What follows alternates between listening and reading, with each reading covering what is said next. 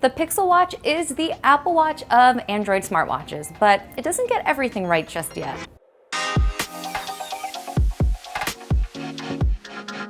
Let me explain what I mean by that. While there are plenty of smartwatches, many of which that work across Android and iOS, there aren't many that have been specifically designed with Android users in mind.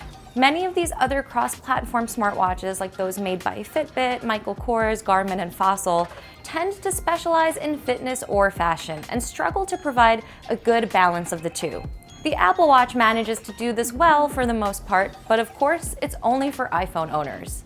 Now, Google is trying to fill that gap in the Android market with the Pixel Watch. The Pixel Watch starts at $350 for the standard version and costs $400 for the LTE version.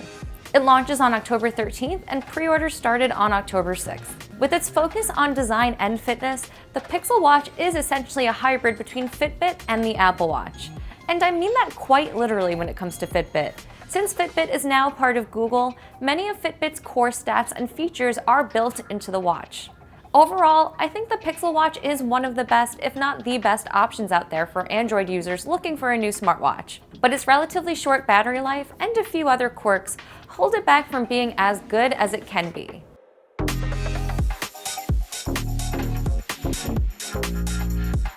I have to admit, the Pixel Watch is a lot nicer looking than I expected. It has domed glass edges that curve around the sides, giving it a more unique look that definitely sets it apart from a lot of other watches. The Pixel Watch comes in matte black, polished silver, or champagne gold finishes. I've been using the silver version paired with a charcoal active watch band. Think of the active band as Google's answer to the Apple Watch's sports band. There's also a crown similar to the Apple Watch's digital crown, which serves as a button and a scroll wheel.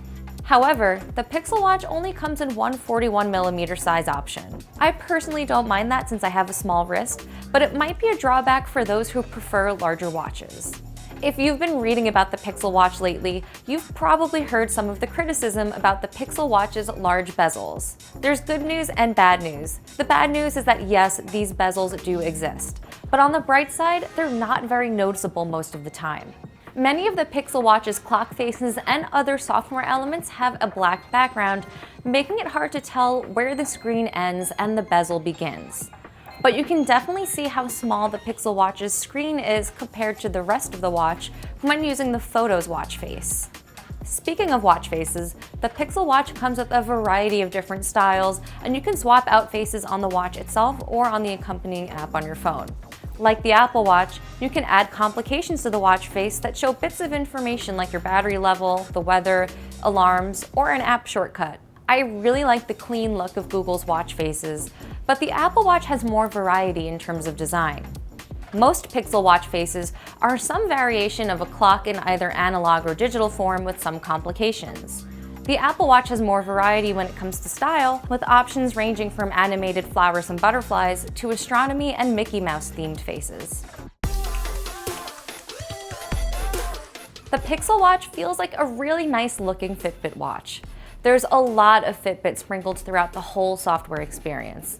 Not only do you get Fitbit's core activity metrics like steps, sleep tracking, and calories burned, but you also get specific Fitbit features like active zone minutes, which gives you more exercise credit the harder you work.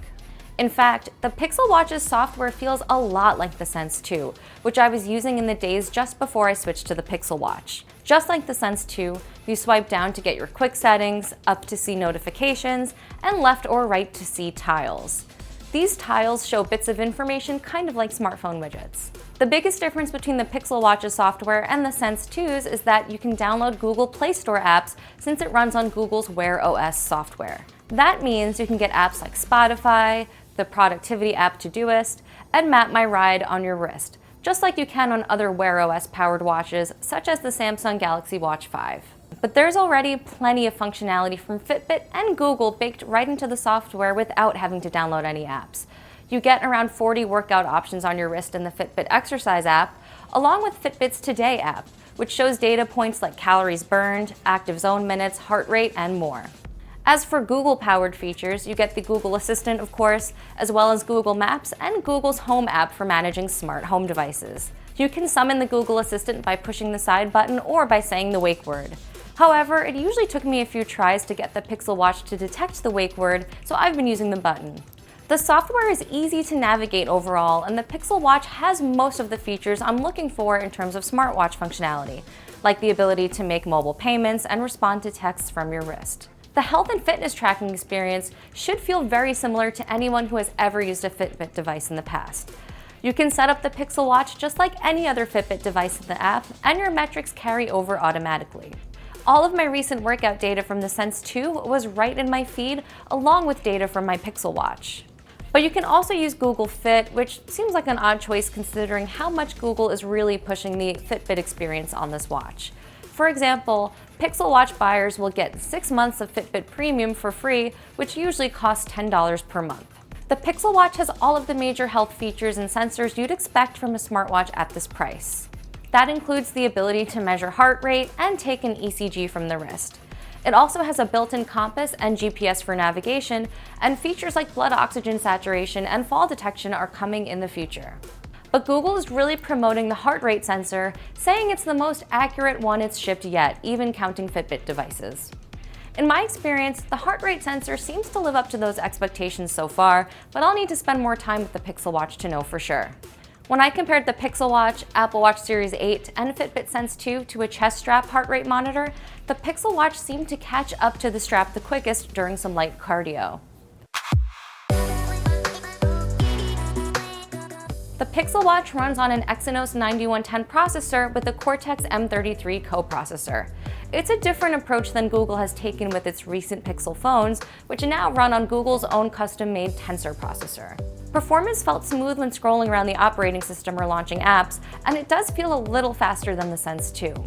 But while the Pixel Watch has a lot of things in common with Fitbit devices, unfortunately, battery life is not one of them.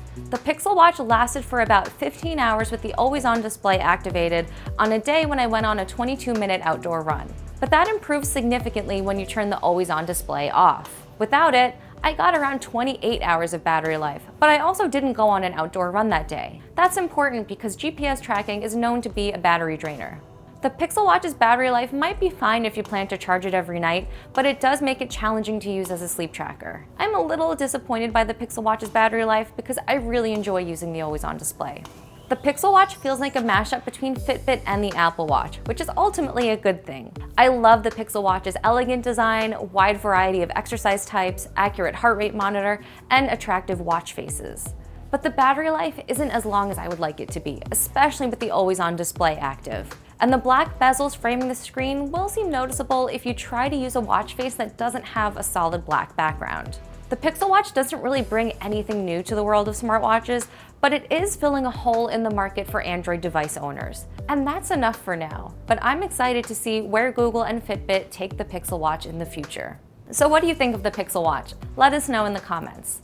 And don't forget to subscribe for more smartwatch coverage. Thanks for watching, and I'll see you next time.